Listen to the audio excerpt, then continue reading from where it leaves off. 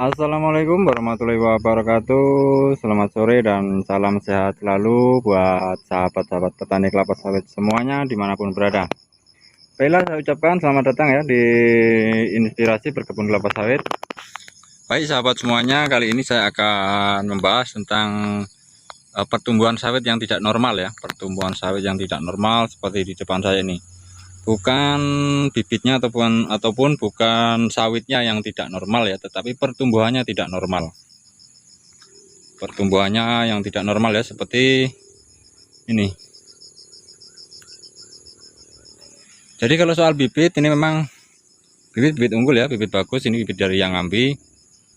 Cuman kenapa yang satu baris sawit yang di sini nih berbeda dengan pertumbuhan kelapa sawit yang di sebelah kanan ya, kanan jalan ini ya.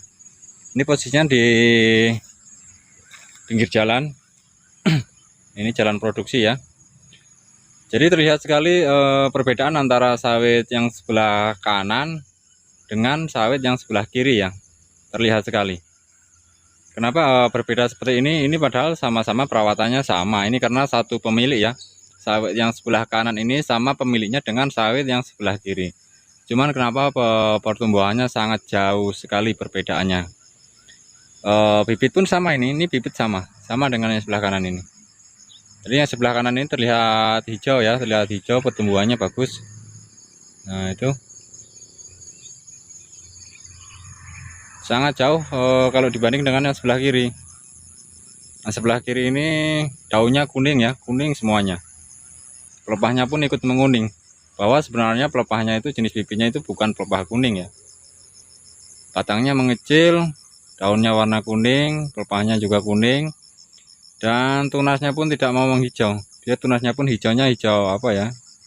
Hijau muda, tidak hijau tua. Kalau dilihat ini sepintas seperti terlihat kekurangan nitrogen ataupun kekurangan urea ya, karena warna kuning pada daun itu terlihat itu kuningnya kan kuning merata, kuning pucat, tidak kuning belang ya, kuning pucat, kuning merata, seperti kekurangan unsur hara nitrogen. Tetapi ini sudah diberikan pupuk urea padahal ini ya.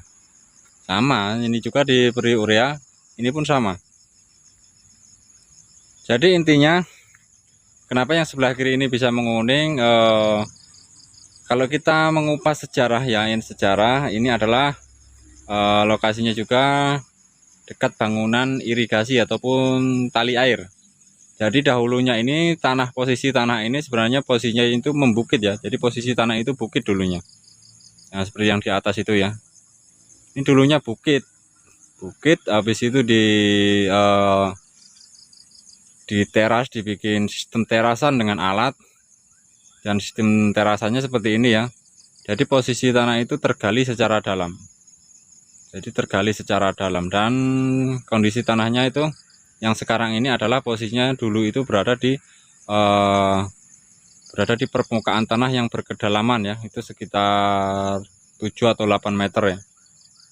Jadi secara otomatis kandungan dalam tanah ini, kandungan humus ataupun topsoilnya itu udah nggak ada ya.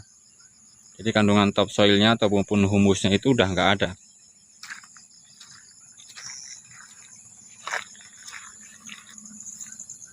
Jadi walaupun dipupuk dengan pupuk kimia itu penyerapan unsur hara itu tidak bisa secara maksimal.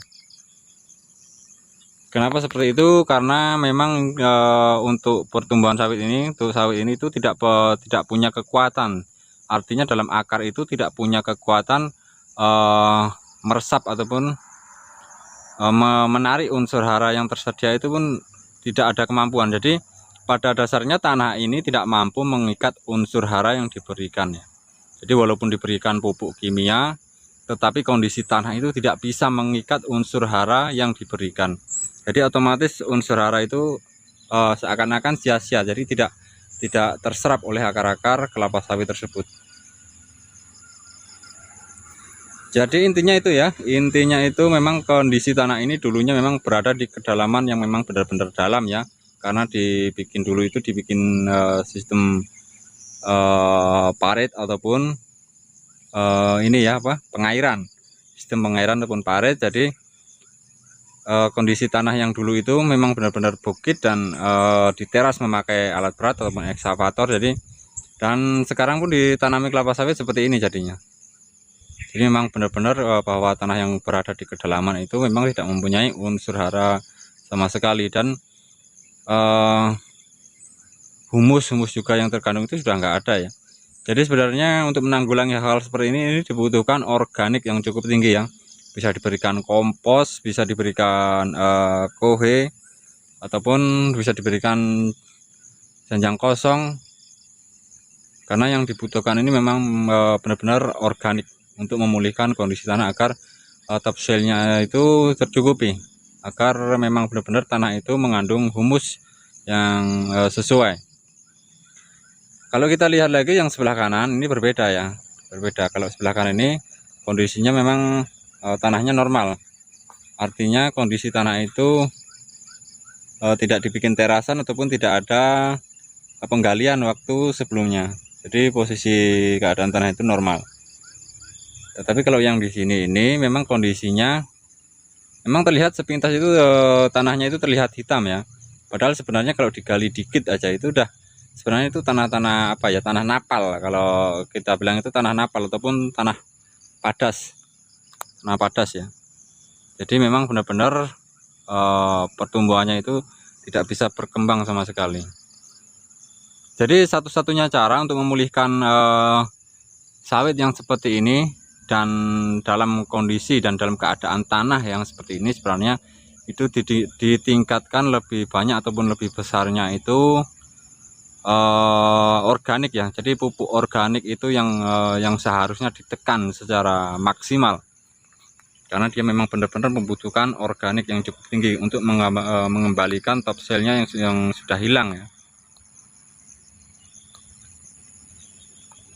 Jadi kebun ini memang satu pemilik ya, kondisinya memang berada di tengah-tengah jalan. Nah ini yang sebelah sini nih, ini normal, ini sampai ke situ normal ya. Sama ini yang di sebelah kanan. Nah, sebelah kanan itu banyak yang menguning. Kalau untuk air, kalau untuk penyerapan air sebenarnya ini tidak kekurangan air ya untuk sawit-sawit yang berada di sini ini. Tidak kekurangan air karena tanah ini memang banyak mengandung air ya.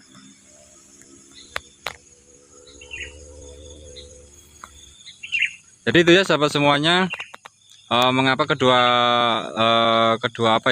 tempat sawit ini sangat berbeda pertumbuhannya, padahal sama-sama perawatan, sama-sama pemilik dan sama-sama pemupukannya sama ya, tetapi perkembangannya ataupun pertumbuhannya sangat jauh berbeda. Oke, cukup sekian dari kami dan semoga video ini bisa bermanfaat ya, bahwa memang benar-benar tanaman kelapa sawit itu tidak bisa tumbuh di tanah yang kondisinya itu berada di kedalaman seperti ini ya. Ini kondisinya tanah ini memang kondisinya berada di kedalaman yang cukup dalam ya, ataupun yang sekarang ini dibilang tanah napal sebenarnya, tanah padas. Sekian dulu dari kami dan wassalamualaikum warahmatullahi wabarakatuh.